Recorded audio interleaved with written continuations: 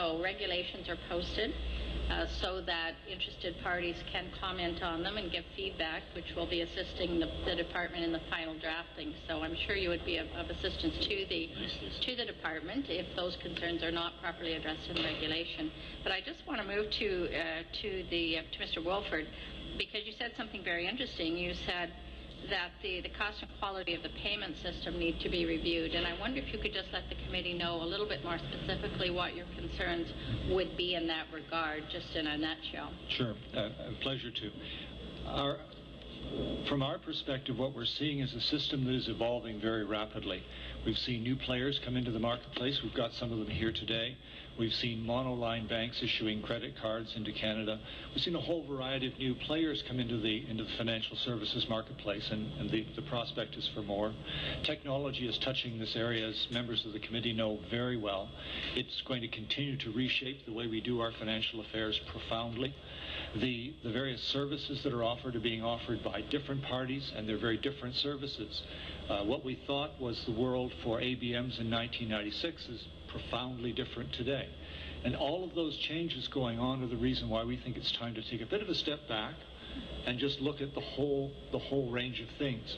We're not suggesting that anybody is doing the right thing or the wrong thing, just that the entire package together needs to be looked at from the perspective of all the various users of the system. And that's something that's being done with increasing frequency around the world. We're simply surprised that Canada has just sat by and watched this occur. Has the Retail Council itself done any studies or issued any documents on this issue at this point? We have appeared before this committee a couple of times on this matter. We submitted to the finance discussion paper last year and in 2001 as well. I'd be glad to make those available to the committee again, or your researchers could get those for you. No, I'm sure we can obtain so them. we've been at the table on this issue for some time. One of the key points we've been making is the need to look at the availability of services through individual banks as well, and the requirement for our smaller members to often go directly to a bank branch for many of the services the bank rules require them to show up for. So there's a fair body of our position and our argumentation out there available. Well, can't just do it by PIN number? No, thank you very much to both of you.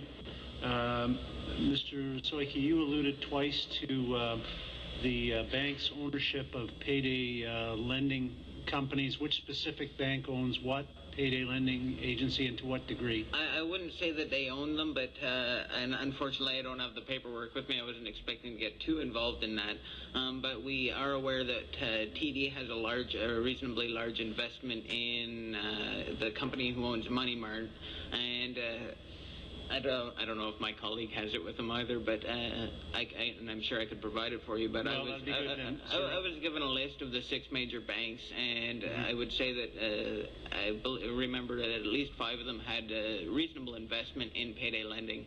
And unfortunately, as I said, the problem is that people are being denied bank accounts and being forced to use this. Well, there's a very interesting line that could be followed, certainly as a consequence of such information. So I'd urge you to provide that to the committee. Absolutely, I'll be sure to get that for you. Thank you very much, sir. We'll now go to 3-minute rounds. Mr. Pichetti. Geez, 3 minutes. Okay. Just quickly, Mr. Wolford, we're looking at different things, the interact fees, but we're also looking at electronic payments, and it's a little bit of a mixture of the two. One of the banks say that people are using the cashback option. Do you know if your merchants are using that quite a bit, and is it something that's encouraged? In our submission, you'll see that we report on a piece of research done by the Canadian Bankers Association that says about 2/3 of Canadians who hold a debit card opt for the cashback service at some point. I don't need the Canadian Bankers stats in terms of your merchants, your people. Is it something that they encourage? Is it something beneficial for them? It varies with the format of store. If you're a clothing store, if you're a footwear store or a confectionery store, it's not something that you would normally offer to your customer because a lot of your business is no longer cash. If you're a mass merchandise store, a supermarket, a large big box format where there's a lot of cash, cash, it's a very attractive option to offer to your customers and for yourself. So it's really driven by the need to serve the customer and to provide that facility to them. Can I just finish? So for certain formats, it's very popular. Yes, I understand that. And they're happy to provide it to their customer. That's fine. In terms of electronic payments, most of your merchants, I guess, are retailers. Would that mean that people pay on the spot, or are they receivable driven?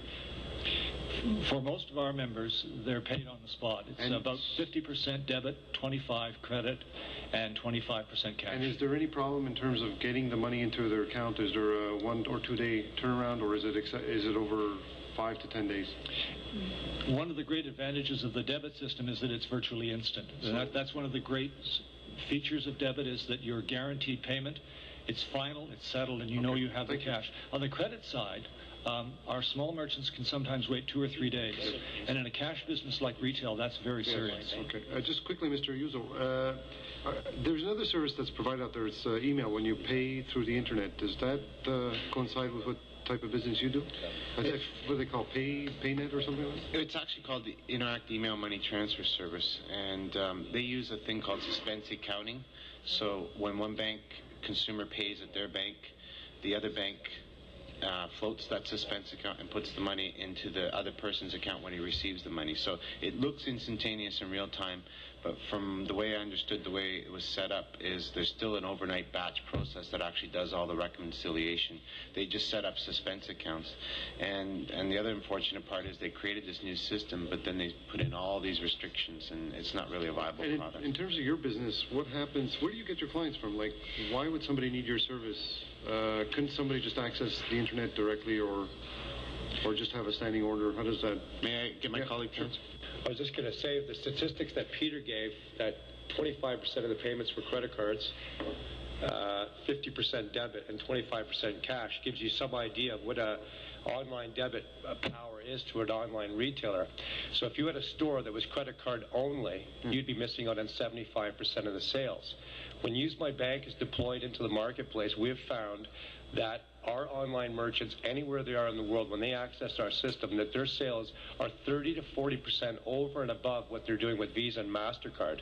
So, for example, someone doing $1 billion a year with credit card sales on the internet in Canada, when they add UseMyBank to the system, they would add $300 to $400 million in sales, because 30 to 40% of the market doesn't even have a credit card.